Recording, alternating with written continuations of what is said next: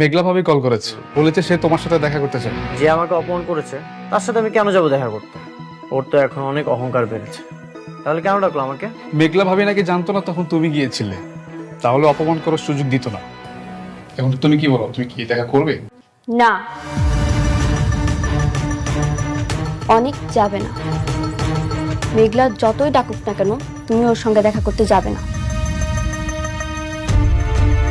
মিটিংটা ভালো হলে আমাদের কোম্পানির ক্ষতি রিকভার করা যায়। আর কোনো কোম্পানি নেই, ওদের কাছে কেন যেতে হবে? ও বারবার অনেককে অপমান করে নিজের পায়ের নিচে নিতে যাচ্ছে।